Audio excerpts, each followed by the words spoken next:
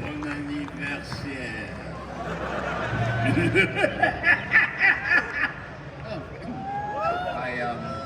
I always do that when I wear a hood. Il fait toujours cette voix quand il a une capuche. Oh, you've got black. You've got a black hood. I've got a white hood.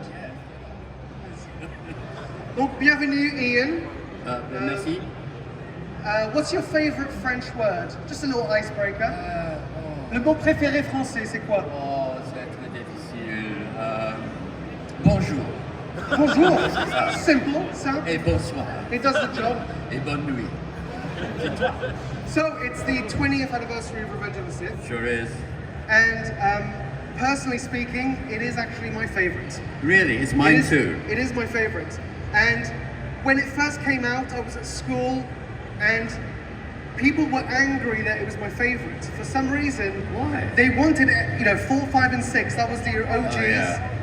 And I never grew up with Star Wars, so I started when episode 1, 2, and 3 came out. I see. And 3, for me, was such a tragic story of love. It was a love story. Yeah. Yes, in a way. So why for you why is the third episode your favorite? Pourquoi est-ce que le troisième épisode c'est son préféré? Well, from an acting point of view, I had the most lines, so that was good. But also, it's the big transformation scene, you know. It's when he finally comes out of his politician shell into the most evil monster that ever lived. So that just had to be my favorite. Son épisode préféré, c'est parce que il y avait la transformation entre sénateur et empereur, et ça c'était son préféré. Mais aussi il y avait plus de lignes, plus de texte, donc c'est pour ça qu'il s'est amusé. What is your favorite thing about playing the duality of the monstrous evil person and the somewhat quiet senator? That's an interesting question. Yes, well, he started off as a fairly normal human being, you thought, an ordinary politician.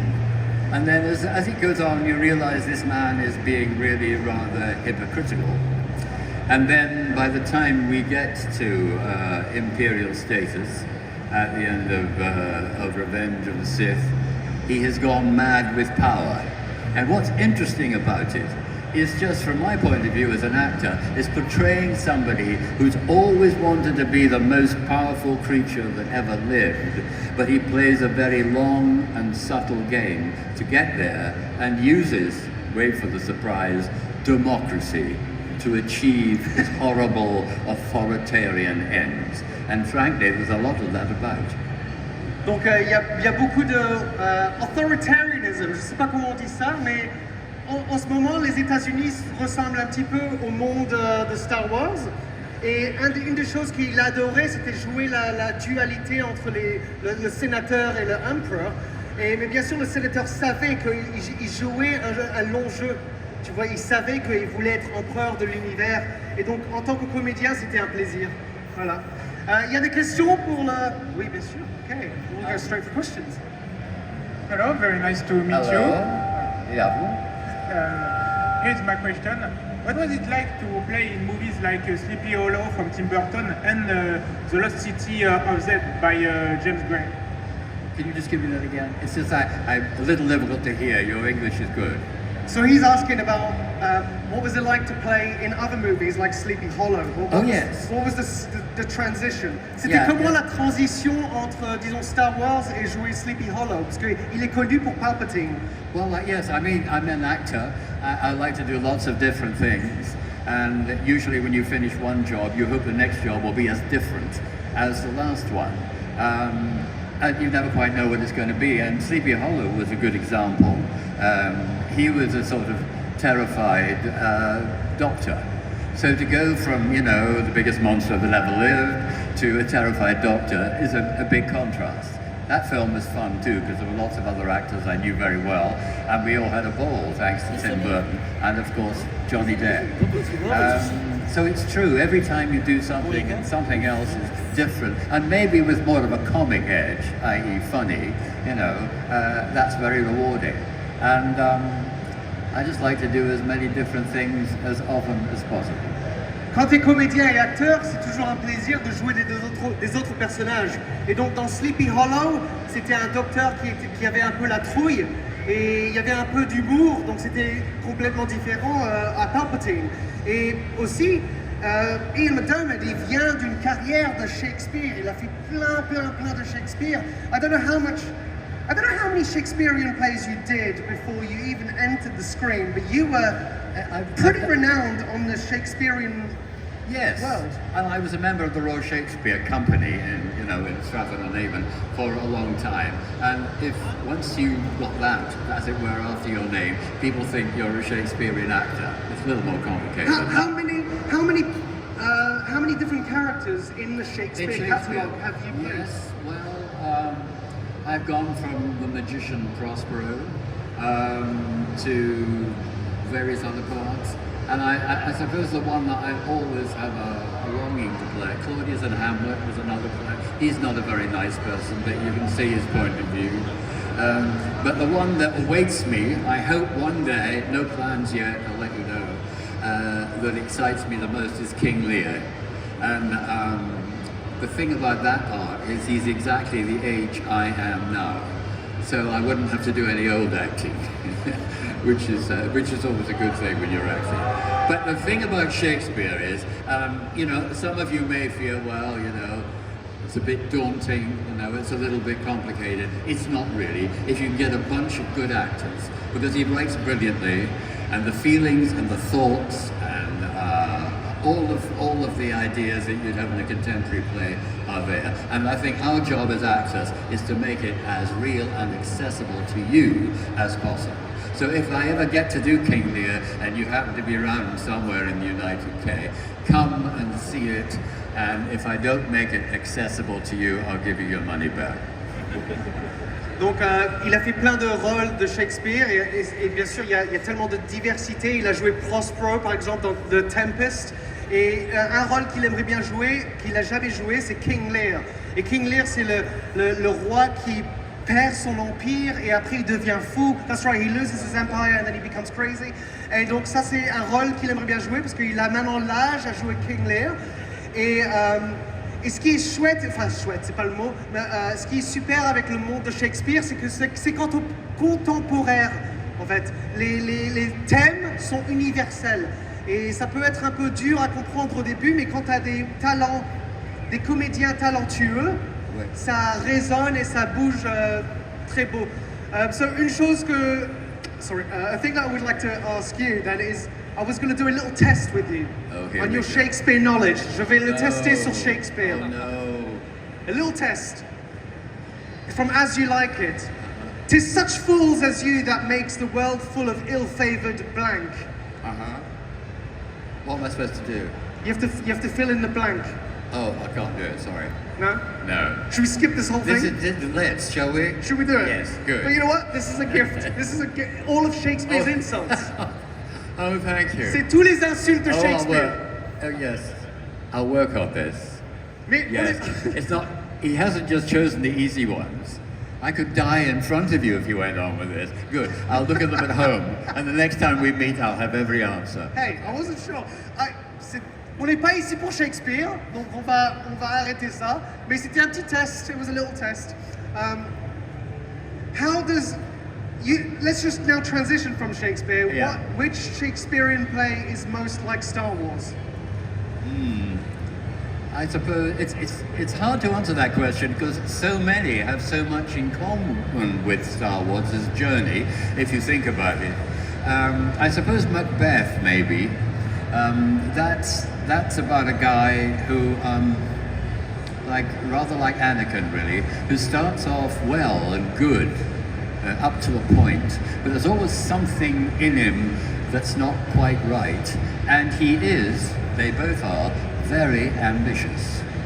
And as Macbeth goes on, and round about middle age, his wife is a very important part in the play, Lady Macbeth. She says, you've got an opportunity now to run the country. All you have to do is to kill the very old, frail king. And if you don't do that now, you'll never be king. So she, in a sense, he's got it in him already, like Anakin, I think. she tempts him to go full throttle to the dark side. And of course, it doesn't end happily, as it very rarely does. I mean, it ended happier than most of us thought it was going to for Palpatine, because we thought he was dead, didn't we, after Return of the Jedi. But then, of course, being a very, very clever man, he always had a plan B. So he knew that should he be mortally, but not quite mortally wounded, he would have a way of cutting back. And also he had the best surgeons in the world. So they reconstituted his body, gave him a flying astral wheelchair, and the rest was okay because his mind was as sharp as ever. Macbeth meets an unhappy end, really, but he also deserves it. But the great thing about Shakespeare is you think, well, he probably would have been a good king if he'd been able to go about it in the right way. But once he'd committed a murder, that was the end of it. You know, he couldn't possibly command the respect of a large number of people on a regular basis. So Macbeth, I suppose, is the long answer to your question. Je voulais juste transitionner de Shakespeare au Star Wars et je voulais juste savoir quel pièce, thank you, quelle pièce est plus comme Star Wars, mais en fait presque tous les épisodes sont des différentes pièces, tu vois, mais Macbeth c'est probablement le plus proche parce que c'est une tragédie, enfin ils sont presque tous des tragédies, mais voilà, et donc so that's good. Quick question about the necessity of evil. Right, so obviously Star Wars is so much about the balance of the universe, and therefore, what really is the difference between Sith and Jedi? If they complement each other, are they not like the yin and yang of one another? And therefore, is Palpatine really that evil, or is he just playing the part that is necessary for balance? That's a really good, sophisticated question. The answer is yes, he's really that evil. But in the whole saga, I mean, George's conception of it, the great thing about George was he never sort of laid it out, he never conceptualized, he never editorialized. He tried to present you with as entertaining a film as he could muster. But in amongst all that, there's a lot of subtle stuff going on. And we don't really know about the Siths. I mean, maybe one day somebody will make a film about the young Palpatine, and then we'll probably learn a bit more. But we just know that they're an alien force, and they, in general terms, represent evil, and the Jedi, in general terms, represent good. But, you know, one reason you like all that is that we're all neither one thing nor the other. I mean, we hope we err on the good side rather than the evil. But, you know, back to Macbeth again, sometimes it's quite easy to do, to go to that side. But I don't think, see, as far as I could work out, and you know, I didn't do those films in order, as you know. So every time, thank goodness, George asked me to come back, or JJ asked me to come back, I had no idea what the character was going to do, because you don't get a script until the last minute. I didn't mind that. I thought that was quite exciting. So it meant that I had to think fast about any kind of character development. But I think he was, the Sith are not, I mean, Sith is of course an anagram. I think you probably worked that out. So that sort of sums up everything that Palpatine and his pals were. But it's interesting too, in the real world you can start by doing evil and end up being good. That's more difficult probably. But it's easier to, as it were, do the other thing the other way around, because apparently power and money corrupt. Yeah.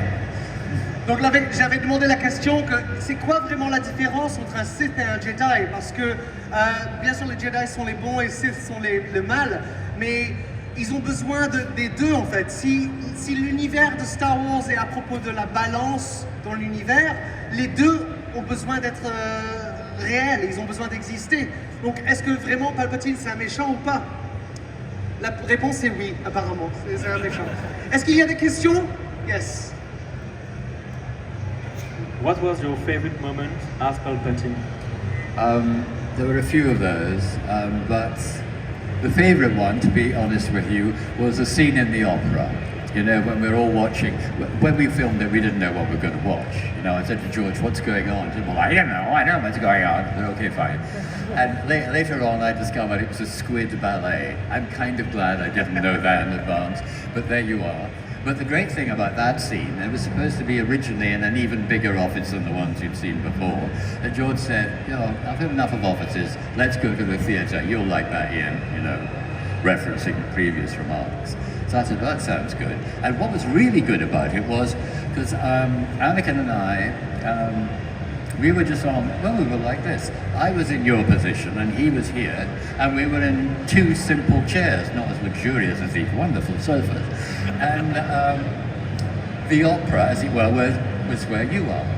And what that means is you can talk to the person you're playing with, like that. And you can also do that while pretending to watch the squid ballet. So you can, as it were, feed things into his ear while showing you, the audience, in a way that's not obvious what is really going on. So I was able to do, I thought, two things at once, and that was challenging, but it was very enjoyable. So yeah, that's my favorite scene in all of the movies, as far as the ones I'm in are concerned. Donc son moment préféré, sa scène préférée dans Star Wars, c'est quand il jouait avec Anakin Skywalker et il parlait subtilement, et il disait des choses à Anakin pour essayer de le changer au dark side, mais en même temps, il devait regarder du théâtre. Mais quand il a demandé à George Lucas qu'est-ce que je suis en train de regarder là, George il savait pas. Il dit je sais pas, il y a quelque chose qui se passe. Et c'était une danse de squids, de pieuvres. Canamar. Ok, une danse de canamar. Mais il savait pas, et il était content qu'il savait pas parce que sinon ça le troublait. Et donc il y avait un petit jeu qui était sympa parce qu'il pouvait se parler avec Anakin et après vous pouvez regarder les canamars. Yeah, I just learned a new word. No. Squid is canamar. C'est formidable. What was your first impression of the world of Star Wars when you first got the script? Yes, well, terrible thing to say. I had seen the first movie, you know, New Hope, as it later became, and I thought, that's great. That's just like the movies I used to go and see on a Saturday morning when I was a kid, you know. So from that point of view, I enjoyed it, never imagining it would have anything to do with me apart from that. But, you know, you probably know this, but it's worth tuning again, because it's, as far as I'm concerned, it's a kind of miracle. I mean, my agent got a call saying George Lucas wants to meet Ian McDiarmid. Okay, so he called me and said, I've just heard that George Lucas wants to meet you. And I thought, oh, that's very nice. And there was a car outside, I got in it. I went to the studios, was it Pinewood or was it Elstree? I think it was Elstree. They'd already started the movie. I wasn't allowed to be told what movie it was. And there was George and Richard Marquand, as you know now, the director. And we chatted. I can't remember what it was about. It was about 10 minutes, very polite, nice conversation.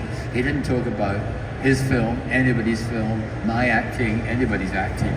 And he said, thanks for coming. And then as I left the door, opened the door, and I heard him say to Richard, he says he never said this, but I heard it, great nose. And I think the fact that I had this nose might have been the clincher, but the casting director had also seen me play a very old person in a very intimate theatre. So I guess, don't know, I guess she'd said to George, this guy who's 37 and he can play really old. So George went, get him in. Because it was originally supposed to be played by an actor who was very old, but also, sadly, very uninsurable. So that was my first encounter with Star Wars. And then I got a script with a completely different title, and I saw that it wasn't a bad part. And then I went into makeup, and you know, and 4 hours later, I emerged as this creature, and I'd fallen asleep. Nick Dudman, brilliant makeup artist, he said, the best thing I said, how can I help? Is there anything I can do? He said, yes, you can fall asleep. It was, 4 a.m. I said, well, I could probably manage that. So when I woke up, I saw this horrible face in the mirror, and I screamed. And every time I look in the mirror, I always scream. Even, now I'm the real age, it gets worse. But that's by the by. When I saw the face, I thought, oh, I have to find a voice that goes with that. So that's what led to me digging deep into my entrails to come up with something that matched that face. So the costume and the face inspired the voice. You didn't have the voice before? No. Okay. No, it was exactly that. And Clive Revill, who very sadly died recently, who was the original voice in Empire Strikes Back, and he didn't really know. George told him even less than he told anybody else. And later on, he was amazed to discover that he knew he wasn't going to be on screen because he wasn't filmed, but his voice came out of this actress in a sort of monkey mask. So it's always been a long journey. But I had the good fortune of actually seeing my face and get down. But when I was filming it, George never gave many acting notes, and anyway, Richard was the director, and I think one of the reasons he'd asked Richard to direct was he didn't feel that he was most useful to actors in telling them, what maybe they should do and, or improve or, cut a bit or, move a bit to the right on set. So Richard was there to do that, and Richard one day said to me, I'm going to give you a tape of Clive Revill's voice, and if you can get your voice close to that, George might let you keep it. Well, I was completely horrified. This was Richard, I guess it was true. And anyway, I listened to Clive's voice and I thought, well, if Clive had seen the face that he might ultimately have become, he was a very brilliant, versatile actor, he certainly wouldn't have used his own voice. So he would be doing something along the lines of what I was doing. But I didn't really know until we got into the recording studio and dubbed the whole part. Practically all of the films of these big films were revoiced in these days because they couldn't balance the sound. I mean, and also sometimes being in a sound studio is a bit like this. You're always competing with some other kind of noise, and they couldn't singly identify single voices. Now they can. It's a big improvement, let me tell you. And I was in the recording studio with George, obviously, and Steven Spielberg and Kathleen Kennedy, who I met for the first time. Very exciting, very nerve-wracking. Well, they couldn't have been nicer. And I started to do it.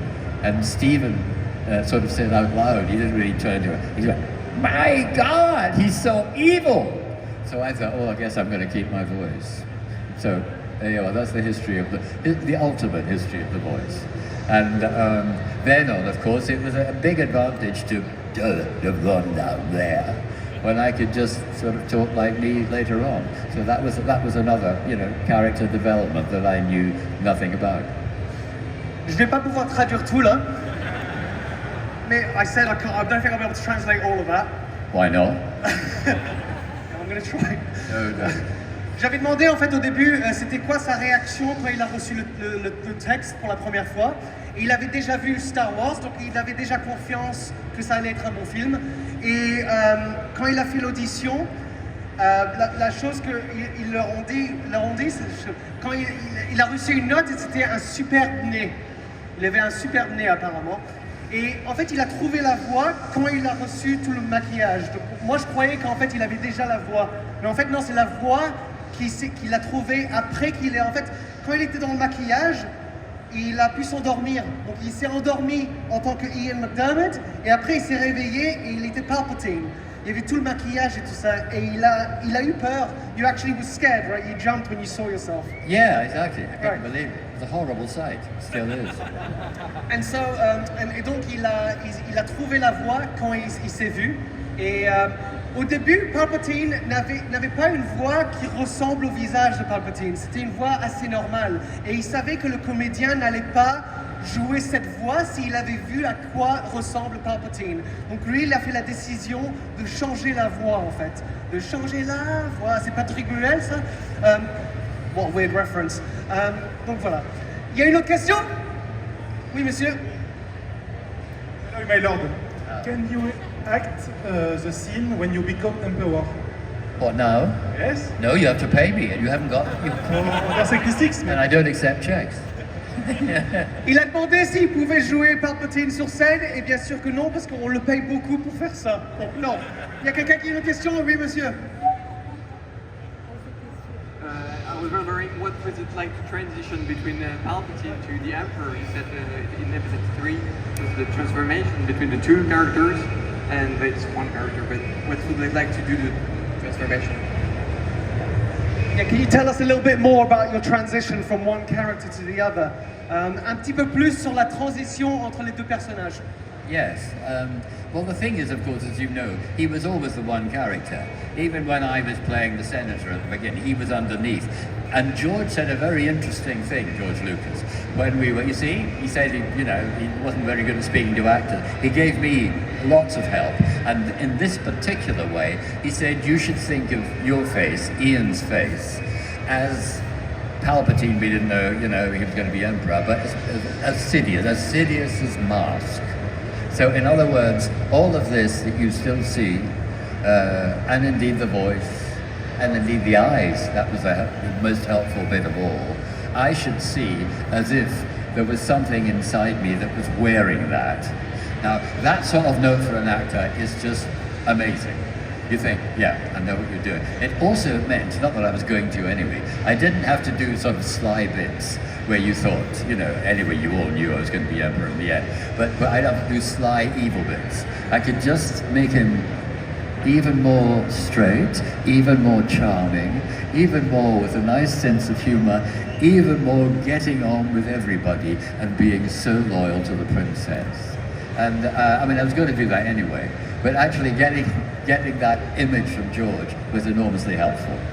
Une des choses que George ne faisait pas avant, c'était donner des notes aux acteurs. Il n'avait pas de confiance. Mais un jour, il a donné une note qui est, au lieu de penser que tu mets le masque de Palpatine, en fait, c'est son visage à lui, c'est le masque de Palpatine. Tu vois, il n'y a pas de différence, il n'y a pas une transition entre les deux. Ils sont les mêmes. Donc, quand il joue le sénateur et il est loyal à la princesse, il sait qu'il y a toujours Palpatine à l'intérieur, tu vois, caché. Donc, il n'y a pas vraiment une différence. C'est un petit peu un jeu, mais pour lui, il n'y avait pas de transition. A little thing.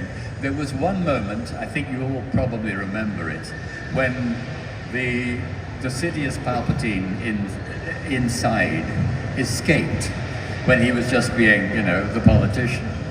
And that's the scene where Anakin is a little bit slow to kill Count Dooku. And so, and people ask me to do this all the time, so I won't charge you for this.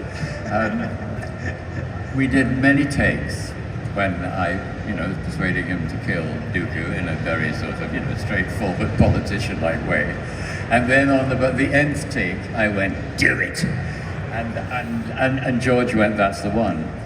Because, a little bit of what you were going to later see had escaped. I hadn't thought of it like that, but, it was great. And that's an example of a happy accident happening in the moment on set. And if you can edit them, they're always the best. Un des moments qu'il a adoré, en fait, c'était une sorte de transition. C'est quand il jouait en tant que sénateur et il invoque Anakin, il dit à Anakin, tue Count Dooku, allez vas-y, tue-le. Et il y a un moment où la voix sort et il savait pas qu'il allait le faire, en fait, c'était sorti. You know that moment when you do it came out as Palpatine, did it surprise you? As in like, because yes, you didn't know it was sort of half joking because we'd done it so many times. Right. And it was a little cheeky of me to do it, as it were.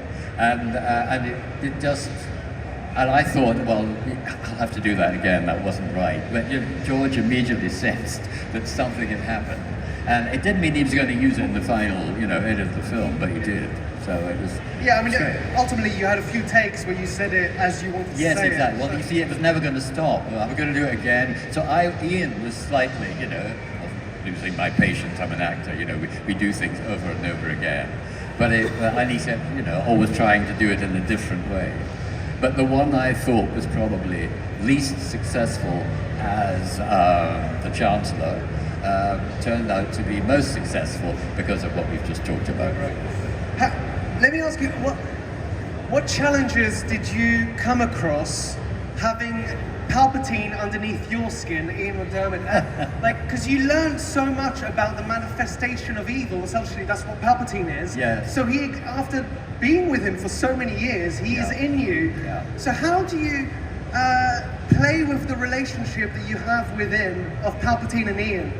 Comment est-ce qu'il joue à la vie, au jeu de la vie, en tant qu'Ian, parce que ça fait tellement d'années qu'il a joué Palpatine, que Palpatine maintenant existe en lui.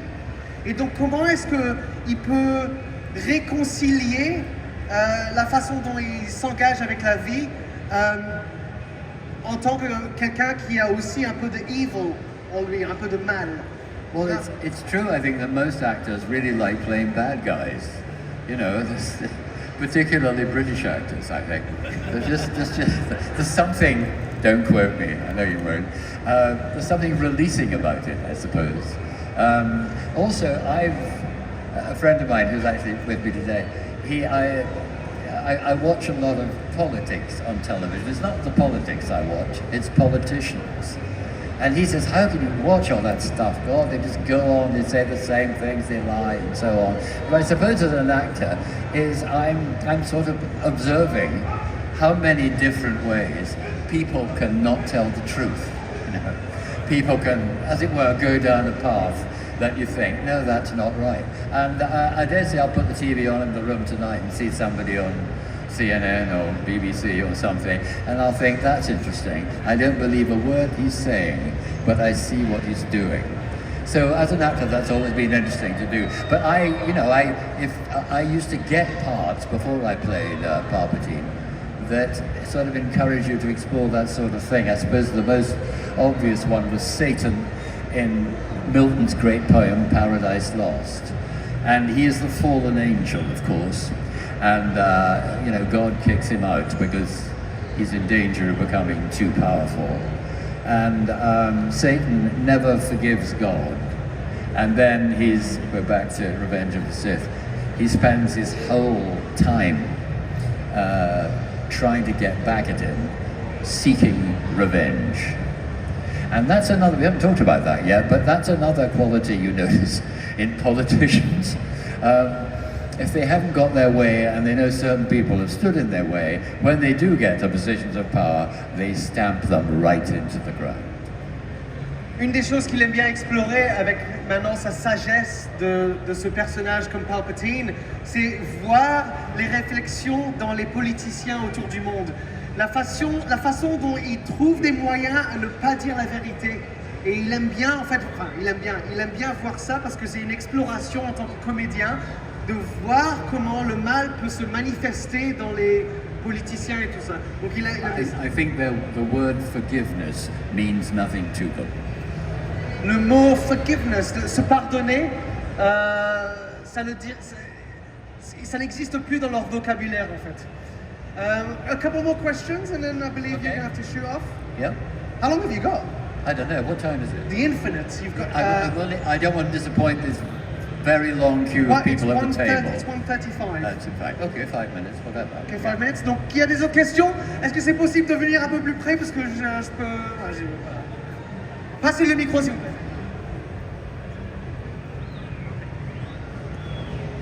So you played the greatest evil on all the Star Wars. If you had the opportunity to play a good side character, which one would it be?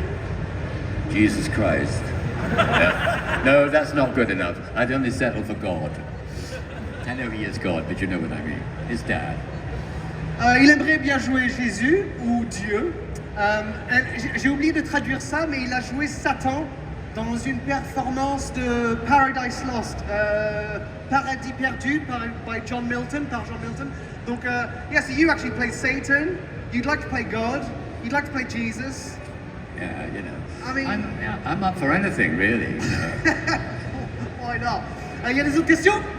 Yes, monsieur là-bas. I like to think that your Shakespearean work to go on Palpatine. Didn't hear that at all. They're not switched on. No. Share it with our friend here. Yeah.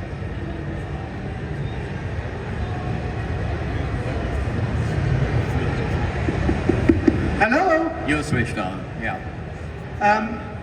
What things from Shakespeare did you learn that you definitely knew would help to create Palpatine? Well, it's back to what I said earlier, really. I mean, you sort of feel with Shakespeare, you know, he was just an ordinary guy from Stratford-on-Avon. You know, he wasn't, he always had a great mind, but he wasn't super educated and everything else. Just every now and again when I see a Shakespeare play, there's a line that stands out. And you think, yeah, well, he really knew about human beings, didn't he? So I wouldn't pick any one particular phrase. I would just say, you know, the greatest, and aren't we lucky to have him in English, the greatest playwright who ever lived, is just full of clues about how to live your life and how to avoid certain things, but more important than that, how to embrace certain things. So most actors would say, you know, those who work on stage primarily, that Shakespeare is the great teacher. Il n'y a pas vraiment une chose qu'il a appris de Shakespeare. Il y a plein d'indices dans tout le travail que Shakespeare a fait. Donc, Shakespeare est devenu un professeur pour pas seulement lui, mais tous les comédiens en Angleterre. C'est un homme qui est assez normal, mais qui a trouvé une façon de trouver l'universalité de tous les thèmes que les humains vivent. Et c'est une chose que lui, il a appris, quoi. There's a phrase that I once came across, I think it's Manly P. Hall, who said, "Those who do not know that the Prince of Darkness is the same face as the King of Light knows not me," which I think was in reference to God, as in, how can you have Sith? You can't have Sith without Jedi. You can't have Yin without Yang. Exactly. Yes. So therefore, let's say you see the rise of authoritarianism and lying politicians and cruel politicians, and yet you know that they are a necessity for balance. How does one manage to live life with that? Yes, and the interesting thing about empires, you know, there's a few of them about. I just mentioned the obvious one, the Russian Empire. I won't get too contentious by giving you a list of others. They always collapse from within. Maybe it'll take a long time, but it's usually the person himself or herself, or the people, the yes men or women around her, who conspire to bring down what they supported in the first place. Now we're back to Star Wars again. That tends to be what happens to an empire. So it's always comforting to think, you know, maybe one day it won't happen, but I don't believe that. In an authoritarian regime, one day it'll fall apart and something better will emerge. Donc une chose que je lui avais dit, c'est qu'il y a une phrase que j'ai rencontrée un jour, ça se dit pas ça, mais ceux qui ne savent pas que le prince des ténèbres est le même visage que le roi de la lumière ne me connaissent pas. Et en fait, c'est la dualité de Dieu, en fait. C'est le yin et le yang, le Sith et le Jedi. Et donc, si on a besoin des deux, comment est-ce qu'on peut vivre dans un monde où on voit des politiciens qui deviennent cruels et tout ça? Comment est-ce qu'on peut faire ça? Et il a dit que le fait qu'il a étudié les empires, empires c'est ça, on dit empires, donc le fait qu'il a étudié les empires, en quelque sorte ça lui donne un peu de confort de voir que les choses, c'est comme des vagues, il y a des hauts, il y a des bas, il y a des changements de choses, des changements de pouvoir.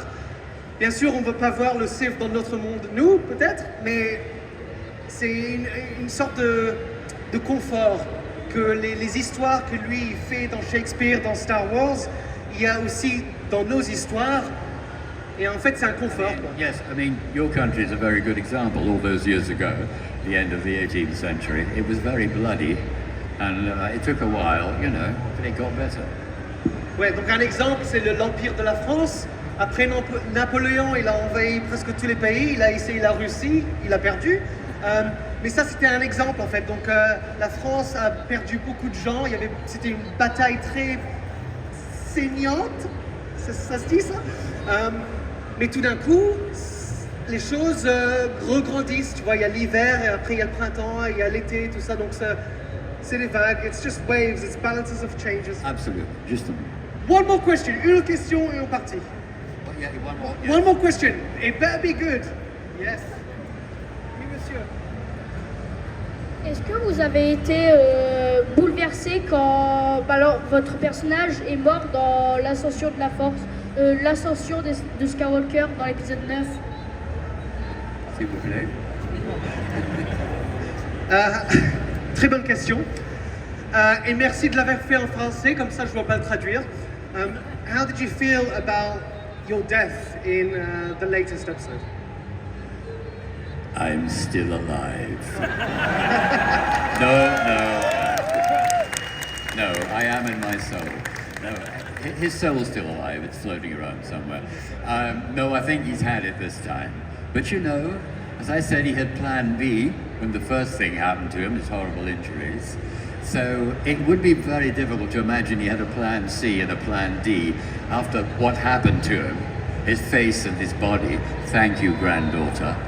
In that film. But you know, there's always the hologram. There's always the screen ghost. So you never know. But I'm not hedging. I don't know because nobody's told me. But then in the Star Wars universe, nobody tells you anything. If, let's say, Palpatine was never to come back, are you happy to put him to rest? Not happy, but no. I think. Would you like to, like? Well, the thing is, you know, embody him when again? JJ phoned me up and said, "We think Palpatine's still alive. What do you think about it?" I said, "Well, I don't want anyone else to play him."